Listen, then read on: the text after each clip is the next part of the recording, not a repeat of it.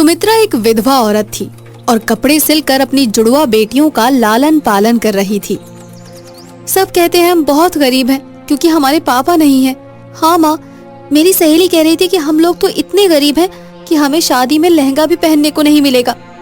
तुम किसी की मत सुनो मेरी राजकुमारियों, तुम्हारी माँ है ना, तुम्हारी शादी में मैं ऐसा लहंगा बनाऊंगी कि सारी दुनिया देखती रह जाएगी। समय के साथ उसकी बेटियां शादी के लायक हो गईं। एक दिन सुमित्रा जब उदास बैठी अपने कपड़े सिल रही थी तो उसकी नंद कांता उसके घर आई और बोली, भगवान झूठ ना बुलाए, भैया के जाने के बाद तुमने बड़ी मेहनत से दोनों लड़कियों को बड़ा किया है, लेकिन अब इनकी शादी के बारे में सोचो।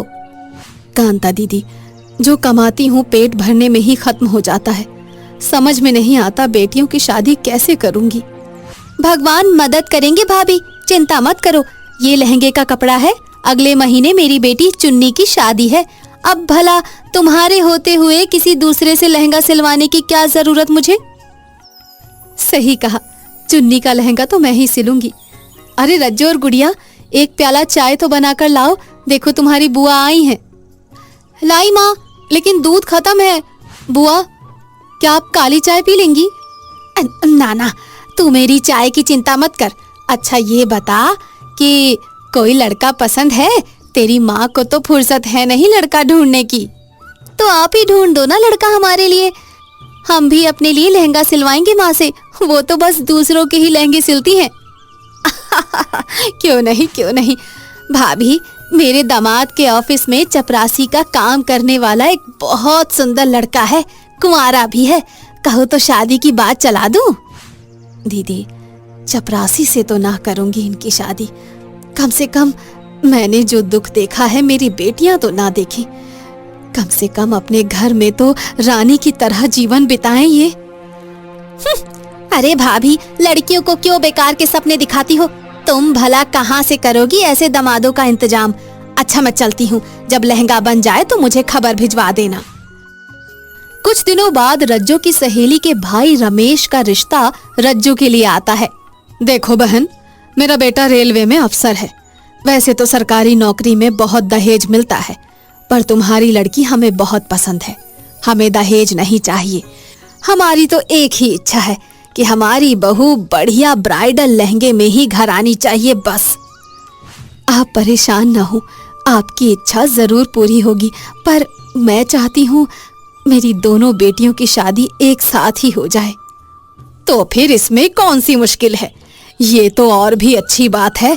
आप अपनी दूसरी बेटी की शादी मेरी बड़ी बेटी के देवर से कर दीजिए।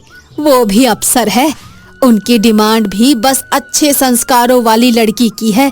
दहेज तो वो 1 रुपया भी नहीं मांग रहे हैं।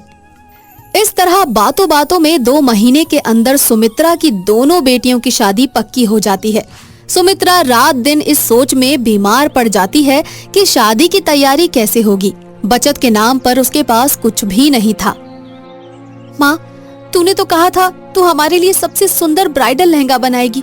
अब तो तेरा वादा टूट जाएगा ना? अरे नहीं बेटी, मैं अपना वादा नहीं टूटने दूंगी। तेरी कांता बुआ की बेटी के लहंगे में से कुछ कपड़ा बचाया है और बचे हुए कपड़ों के काफी टुकड़े मेरे पास हैं। उन सबको जोड़कर तुम दोनों के लिए खूबसूरत लहंगा बनाऊंगी मैं। सुमित्रा रात दिन मेहनत करके लहंगे के सभी टुकड़ों को जोड़कर एक खूबसूरत लहंगा तैयार करती है। कई डिजाइन और कई रंगों से मिलकर बना हुआ ये ब्राइडल लहंगा वाकई सबसे अलग और खूबसूरत हो जाता है। अरे वाह माँ, ये लहंगा तो सच में बहुत ही सुंदर है। इतना खूबसूरत रंग बिरंगा ब्राइडल लहंगा मैंने तो बाजार में भी नहीं देखा। वो सब तो ठीक है बेटी, लेकिन ये एक ही है। अब मैं भला तुम दोनों को इसे कैसे पहना पाऊंगी? एक बेटी लहंगा पहनेगी और एक बेटी नहीं, तो लोग मेरा मजाक उड़ाएंगे। हाँ माँ, बात तो तुम सही कह रही हो। बेकार में 100 बातें सुनने को मिलेंगी हमको। माँ, मेरे दिमाग में एक प्लान आया है। हमें इसके लिए चंदन की सहायता लेनी पड़ेगी। अगर चंदन हमारी सहायता करे तो हम दोनों ही इस लहंगे को पहन सकते हैं। चंदन की सहायता? वो भला इसमें क्या करेगा? वो क्या सहायता कर सकता है? मुझे तो तेरी बात समझ में नहीं आ रही है। माँ, तुम इस लहंगे की मैचिंग की 2 चोलियां बनाओ, एक मेरी नाप की और एक दीदी की नाप की। अरे बेटा, लहंगे में इतने सारे रंग हैं कि इसकी मैचिंग की चोलियां आराम से बन जाएंगी। ये कोई बड़ी बात नहीं है। ये लहंगा दीदी पहनकर अपना जयमाल देंगी और फिर लहंगा उतार के मुझे दे देंगी। चोली तो मैंने पहले ही पहनी होगी। मैं भी लहंगा पहनकर जयमाल की रस्म पूरी कर लूंगी। वो सब तो ठीक है, लेकिन विदाई कैसे होगी बेटी? अरे माँ, उसी के लिए तो मैंने कहा हमें चंदन की जरूरत होगी। दीदी की लहंगा पहनकर विदाई कर देना, जब तक मेरी दूसरी रस्में चलेंगी। दीदी अपने ससुराल पहुंच चुकी होंगी और लहंगा उतार के चंदन को दे देंगी। चंदन लहंगा वापस ले आएगा, जिसे मैं पहनकर विदा हो जाऊंगी।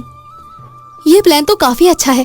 एक ही ब्राइडल लहंगा हम दोनों बहनें पहन लेंगे और किसी को कुछ भी नहीं पता चलेगा। माँ, शादी के दिन सारा काम प्लान के हिसाब से हो रहा होता है, लेकिन रज्जो की विदाई होने के बाद रास्ते में उसकी कार पंक्चर हो जाती है।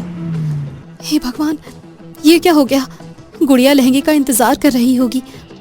अगर समय पर लहंगा नहीं पहुंचा तो जग में बहुत हंसाई होगी। सुनिए जी, बुरा ना मानिए तो एक बात कहूं, मेरा दिल बड़ा घबरा रहा है। मैं ज्यादा देर लहंगा नहीं पहन सकती। क्या मैं इसे बदल लूं? अरे बीच सड़क पर कपड़े बदलेगी घर की नहीं बहू, सोच समझकर बात करो। हे भगवान, कोई तो उपाय सुझाओ। अब मैं क्या करूं?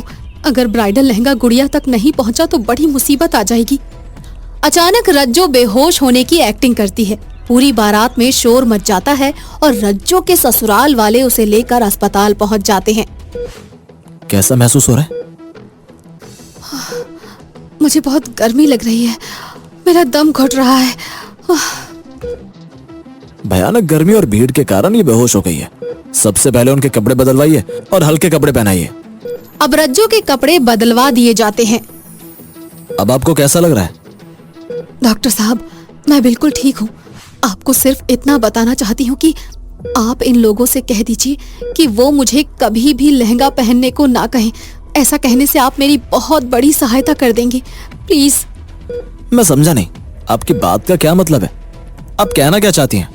डॉक्टर साहब, हम 2 गरीब बहनें हैं और साथ ही हम दोनों की शादी हुई है। हमारी गरीब माँ हम दोनों के लिए सिर्फ एक ही लहंगा तैयार कर पाई है, इसीलिए ये सब हो रहा है। कुछ कहने की जरूरत नहीं है बहन, मैं सब कुछ समझ गया। आज से मैं तुम्हें लहंगे से मुक्ति दिला देता हूँ। चंदन उसका लहंगा लेकर अस्पताल से बाहर आ जाता है। अभी वो निकल ही रहा होता है कि रज्जो का पति उसे पकड़ लेता है और चिल्लाने लगता है, चोर चोर! अरे तू मेरी नई नवेली दुल्हन का लहंगा लेकर भाग रहा है, शर्म नहीं आती? जब पुलिस के डंडे खाएगा तो ठीक हो जाएगा। ये क्या कर रहे हैं? मुझे छोड़ दीजिए जीजा जी, मुझे जल्दी से जल्दी दीदी के पास पहुंचना है, वरना मुश्किल हो जाएगी। बड़ा बेशर्म है, देखो तो मुझे जीजा जी कह रहा है। क्या जमाना आ गया है। हे भगवान, मुझे फिर से कुछ करना पड़ेगा, वरना गुड़िया की विदाई नहीं हो पाएगी। रज्जो अपना दिल पकड़कर जोर जोर से चिल्लाने लगती है। उसका पति चंदन को छोड़कर उसकी तरफ भागता है। उतनी देर में चंदन लहंगा लेकर 9-2-11 हो जाता है। डॉक्टर साहब, मेरी वाइफ को क्या हुआ है? आपकी वाइफ बहुत ही कोमल और नाजुक है, इतने भारी लहंगे का बोझ ये सह नहीं सकती। अगर आप इनको स्वस्थ देखना चाहते हैं तो इन्हें कभी भी लहंगा पहनने के लिए मत कहिएगा। इतनी देर हो गई, वो लोग विदाई के लिए कब से इंतजार कर रहे हैं। चंदन तो अभी तक नहीं आया, अब क्या होगा? क्या है बेटी, इंतजार कर, भगवान सब ठीक करेगा। तभी चंदन हाफता हुआ अंदर आता है और गुड़िया की तरफ लहंगा फेंकते हुए कहता है, दीदी, आज तो समझो जेल में गया था, किसी तरह बचकर आया हूँ समझो।